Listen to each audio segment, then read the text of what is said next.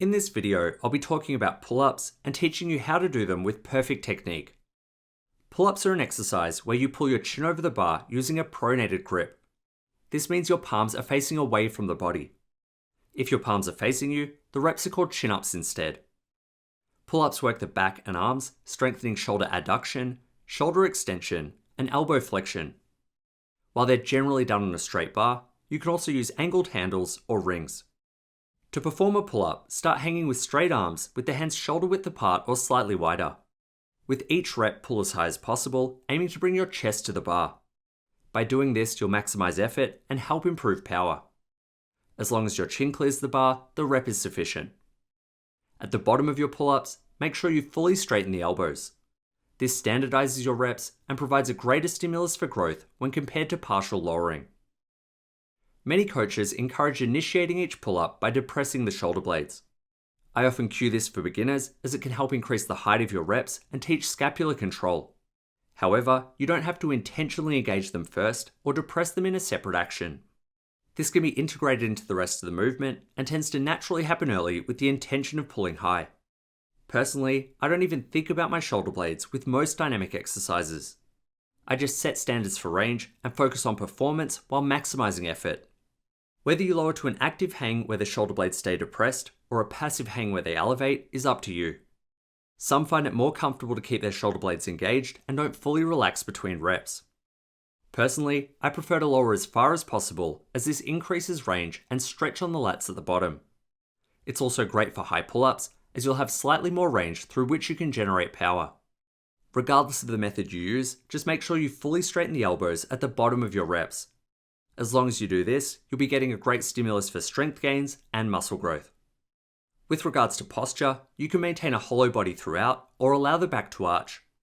Neither is inherently better, and both will build strength and muscle mass.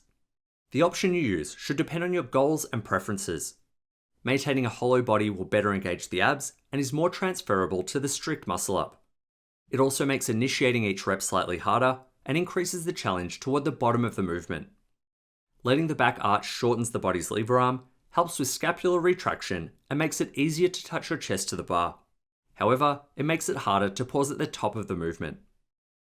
To test this, try really slow pull-ups with the body arched versus hollowed.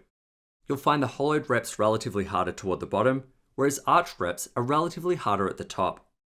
This is because your center of mass stays under the bar at all times. Early in the movement, arching reduces the lever arm of the body and the workload on the shoulders. When you hollow, your shoulders must move further back and the demand on them increases. A good analogy is comparing a straight body front lever to one with an arched back.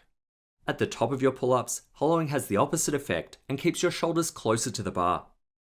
With your back arched, your shoulders move further away and the lever arm of resistance lengthens. Hollowing also puts your head closer to the bar and makes it easier to know your chin cleared it. While you can choose between arched or hollow pull-ups, you can also change your posture during the movement. Arching initially and switching to a hollow at the top tends to be the most natural pattern. This puts your body in the most efficient positions at the respective phases of the movement. Whichever body positions you use, just try not to swing or kip. This will reduce how much work the back and arm muscles do, hindering strength gains and muscle growth. If your bar's too low to keep the legs straight, it's fine to bend the knees and cross the feet. This won't make much difference to the difficulty or mechanics of your pull-ups. When grasping the bar, you can wrap your thumbs around it or use the thumbless grip. As long as you have a secure hold, either option is fine. You can also use narrow or wide grips to add variety to your training or target different things. Narrower grips use more shoulder extension, whereas wider grips use more shoulder adduction. If you struggle with pull-ups, you can build capacity with band-assisted reps or start with negatives. If standard pull-ups feel too easy, you can do them in an L-sit, pause at the top of each rep, or add weight to increase the challenge. Naturally, pull-ups are easiest at the bottom and hardest toward the top where the muscles are shortest. By doing them in an L-sit, you make the start of the movement harder and work the lats more at greater lengths. If you're trying to maximize muscle growth, this is a great variation to incorporate. This is because challenging muscles in long versus short positions yields more hypertrophy. You can also bias the length and positions other ways, such as with bottom half partials or 1.5 reps. Now that I've covered pull-up technique in detail, it's important to know that you don't need to overcomplicate this exercise.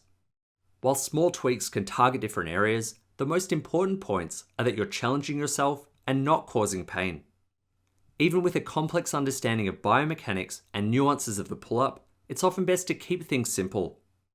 This allows you to maximize effort without overthinking less important details.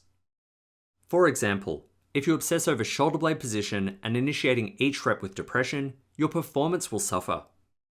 If instead you just focus on straightening your arms and pulling as hard as you can, you'll get a greater stimulus for strength gains. Ultimately, as long as you're getting stronger over time, what you're doing is working and doesn't need to be changed. I hope you enjoyed the video and that it helps your understanding of pull-ups.